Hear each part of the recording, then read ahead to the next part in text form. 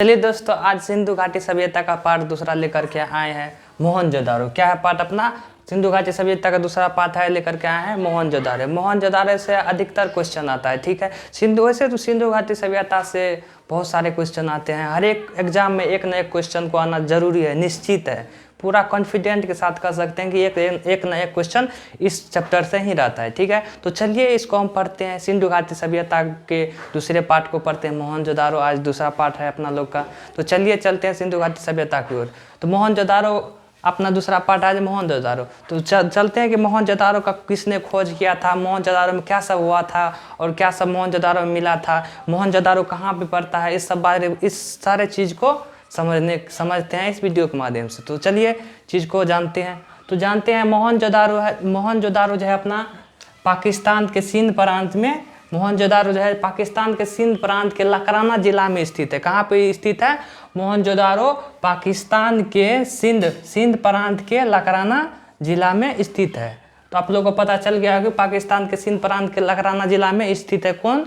मोहनजोदारो, ठीक है। तो चलिए दूसरा क्वेश्चन की ओर चलते हैं। इसका खोज किसने किया था? तो मोहनजोदारो का खोज आप लोग को पता होगा कि राखालदास बनर्जी ने 1922 ईस्वी में किया था, ठीक है। तो राखालदास बनर्जी ने इसका खोज 1922 ईस्वी में किया था, तो ठीक है। तो चलिए अगले क्वेश्चन की ओर।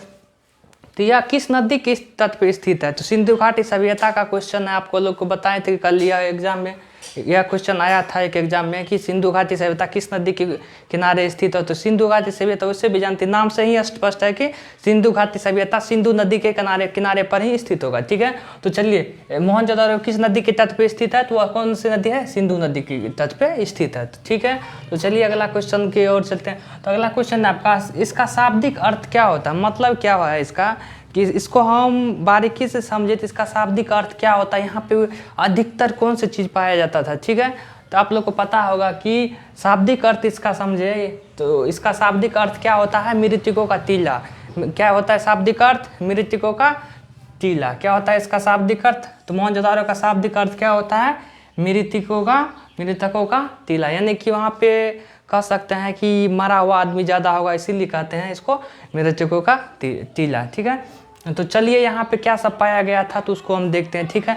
देख लीजिए, क्या एक 4 फुट का जो है ये घर जैसा ही है, ठीक है। यहाँ पे एक कुआं है, ये क्या है? एक कुआं है, ठीक है। यह एक कुआं है, ठीक है। यह कुआं है और इसके दोनों दिशाओं में सीढ़ी हुआ है, नॉर्थ और साउथ दिशा में क्या है? छोटे छोटे 2 सीढ़ी बना हुआ है और चारों तरफ क्या है? यह चारों तरफ क्या है? छोटे छोटे 2 कक्ष है, जिसमें बड़े बड़े जो राजा महाराजा था यहाँ पे बैठा करते थे, ठीक है। इस कुएं से जो है इसमें जल की आपूर्ति होती थी, इस कुएं से इसमें जल की आपूर्ति होती थी और इसके बाद जो है ये इससे खेत की सिंचाई किया जाता था सिंधु घाटी सभ्यता में, ठीक है।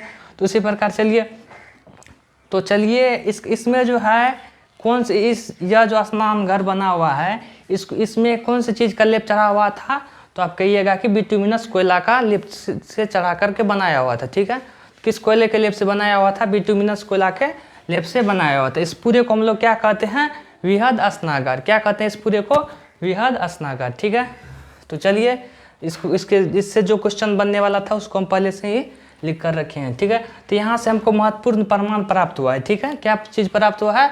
यहाँ से हमको बहुत महत्वपूर्ण प्रमाण प्राप्त हुआ है, ठीक है। तो चलिए यहाँ पे देखिए, उत्तर एवं दक्षिण दिशा में सीढ़ियाँ बनी हुई। देखिए तो उत्तर और दक्षिण दिशा में क्या बनी हुई है? सीढ़ियाँ बनी हुई है, ठीक है। पास में बने कुएं से इसमें पानी की आपूर्ति होती है, पास में बने कुएं से इसमें पानी की आपूर्ति होती है। यहाँ तक आप लोग को समझने में कोई दिक्कत नहीं होगा, ठीक है। तो चलिए चारों तरफ छोटे छोटे 2 कक्ष बना हुआ है। देखिए चारों तरफ छोटे छोटे 2 क्या हुआ है? कक्ष बना हुआ है, ठीक है।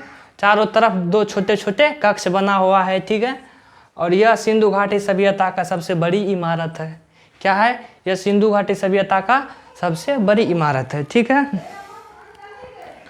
तो चलिए आज के लिए इतना ही, कल अगले पार्ट में लेकर के आएंगे इससे ज़्यादा। यहाँ तक समझने में आप लोग को कोई दिक्कत नहीं होगा। इससे पहले जो कल बताए थे तो उस चैप्टर को आप लोग अच्छा से याद कर लीजिएगा, ठीक है।